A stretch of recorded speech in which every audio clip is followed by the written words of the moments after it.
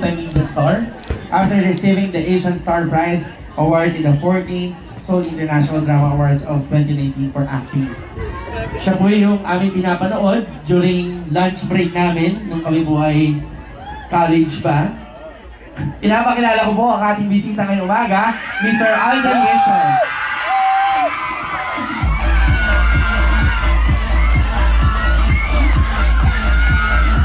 Hello, ayan. Okay po. Siyempre, first and foremost, magandang umaga po sa lahat ng kababaihan ng San Pedro. First, to Mayor Art and Mayor Amiga, and to our first esteemed guest. Ako po kasi naniniwala po talaga ako na lahat tayo ay ipinanganak sa mundong to dahil sa ating mga ina. Kung meron man po tayong common denominators, human beings, all over the world, hindi lang po dito sa San Pedro, hindi lang po dito sa Pilipinas, maging sa buong mundo, tayo po ay mga anak at tayo po ay may mga nanay. Mama's boy din po kasi talaga ako eh. So, coming from my recent film, which is A Family of Two, nakita po natin doon kung gaano binigyan halaga ng pelikulang iyon ang pagiging isang babaeng single mother ng isang Pilipina, which is pinortray po ni Sharon Cuneta. So, yun nga po, kagaya ng lagi nating sinasabi, sa mundo po na ating ginagalawan ngayon, which is 2024, wala na pong hindi kayang gawin ng isa ang hindi kayang gawin ng isa. So, gusto ko po, sana pagkatapos ng araw na to, manatili tayong hopeful, lalo po ang mga kababaihan, na never diminish yourself with the male gender. Coming from a male, huwag niyo pong itrato ang inyong sarili na second best dahil wala po kayong hindi nagagawa. Wala po kayong nagagawa na hindi kayang gawin ng inyong kapartner. Nasaan po ba dito yung may mga asawa? Sino po dito ang mga single parent? Single, napakarami naman pong single parent na. Well, anyway, what I'm really trying to say is, I think it's about right time to really acknowledge the women of our society. And ang mensahe ko naman po sa aking mga kapwa kalalakihan, itrato na po natin as equal ang ating mga partners. Dahil lahat po ng kaya natin gawin, kaya na rin nilang gawin. Minsan mas magaling pa.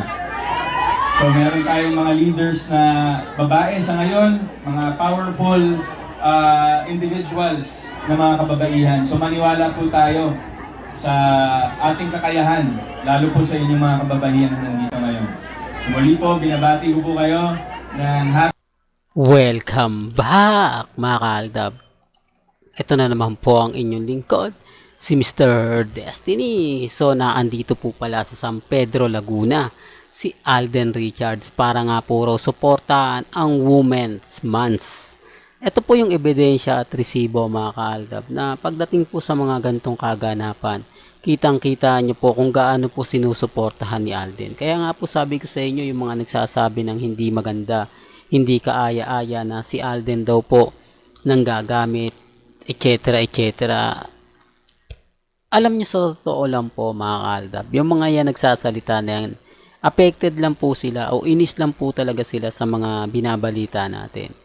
Asar lang po sila sa mga napapanood at napapakinggan po nila. Sabi ko nga po sa inyo mga kaaldab, dito po sa channel ni Mr. Destiny, lahat naman po ng mga update, pabor man o hindi, malalaman po ninyo. Gaya nga po ng mga pinapakita ko, yung iba, naiinis kasi may video nga po ni Congressman kasama, si Mengay. Kailangan po yan. Doon nyo kasi malalaman kung may kilig nga po ba, may dating nga po ba, may chemistry nga po ba, o bakit mas maraming kinikilig nga po ba. Yan ang isa sa sinasabi ko, na kung titignan nyo naman po at susuriin, parang may mali. Di po ba? Sinasabi ko lang po ito para lang po sa kaalaman ng lahat. Lalo na nga po sa mga taong dumadaan at bumibisita po sa channel ni Mr. Destiny. Ako nga po, masaya po ako. Lalo na po ngayon na talagang pinag-uusapan, pinagpipiestahan, di po ba? Although sinasabi ng iba, hindi ganito Mr. Destiny, move on ka na, tapos na yung boxing. Kita mo, magkasama sila Mengay at si Alden Rich, si Congressman. Lagi ko pong sinasabi sa inyo mga kaaldab, lagi ko pong paulit-ulit na ibinabalita, nasan nga po ba ang kilig? Nasan nga po ba ang sinasabi nilang pinakikilig sila? Hindi po ba? Kapag yan ang tinatanong ko, ang sagot agad po nila, nako, bitter kasi kayo. Kayo mga Aldab fans, delulo lang kayo Mga kulto, mga ganto ganyan. Ang layo po ng tanong natin. Doon po sa mga sasagot po nila. Di po ba?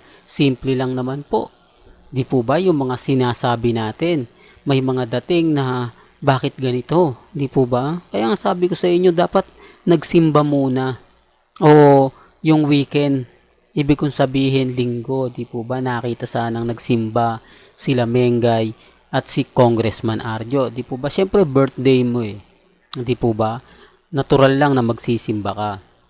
Natural lang na magpapasalamat ka. Hindi, sinasabi ko lang po yung totoo. Sinasabi ko lang po yung posibleng gawin po nila na masasabing, ayan, di po ba, ayan na Mr. Destiny, o kita mo, sabay na nagsimba yung real life couple na sinasabi daw nila. Sabay silang nagsimba, sabay silang ganito ganyan, di po ba? Yun ang sinasabi ko na hindi nila masagot, hindi nila masabi, di po ba? Tapos ngayon yung kumakalat na mga video ngayon, picture puro throwback lang. Yung nakaraang pang kumbaga birthday ni Mengay, kinumpara lang nila yung birthday ngayon. Same din naman po Di po ba? Wala naman pong pinagkaiba. Umalis pa rin si Congressman Arjo. Hindi siya nakahihabilo, hindi siya nakapag-banding, hindi siya masasabi natin na talagang tumagal. Bakit? May ano yung araw na yon, kaya hindi niya nagawa niyang iwanan si Maine Polkerson. Para lang klaro. Para lang po sa kaalaman ng lahat. Di po ba? Kaya nga sabi ko sa inyo, kalmado lang po kayo, kampante lang. Sa dami kasi ng mga ebidensya at resibo na hawak po natin, sa dami kasi ng mga taong nagtatanong kung ano na nga po ba ang latest, kung ano na nga po ba yung update, bakit maraming nagtatanong pa rin o hindi pa rin kumbinsido sa naging ganap nila Mengay at ni Congressman Arjo sa 8 Bulaga. Wala namang pong kilig moments doon, di po ba? Walang patwitams, walang talagang paipik-ipik. Oo, nandun na tayo mga kaaldab. Natuwa sila dahil dumalo. Natuwa sila dahil nakita nga po. Pero ang tanong naman po mga kaaldab, saan nga po ba yung kilig na sinasabi nila? Saan nga po ba yung maganda na binabato nila? Hindi po ba wala? Wala naman pong makikitang kaaya-aya. Wala ka naman pong makikita na sinasabi nila ng ganito, sinasabi nila ng ganon. Di po ba? Tapos magre-react sila, magkokomento sila na kinilig daw po sila. Saan nga po ba banda sila kinilig?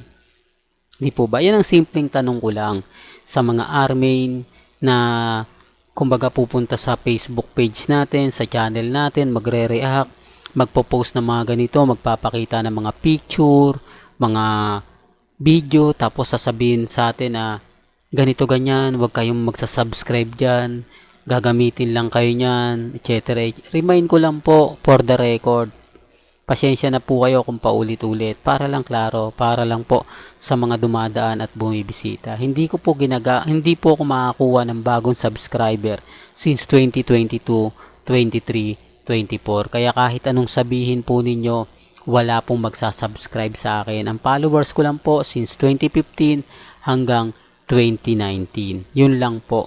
Para lang po sa kaalaman ng lahat na dumadaan po sa channel ni Mr. Destiny. Well, hanggang dito na lang po ang ating latest updates. Kaya kung gusto nyo pa po ng pinaka-latest at sariwang update, abay tumutok lang po kayo dito po sa channel ni Mr. Destiny para updated po kayo sa mga latest at sa mga bagong video po na ilalabas po natin maya-maya lang. Hanggang sa muli, salamat po sa panonood at pakikinig.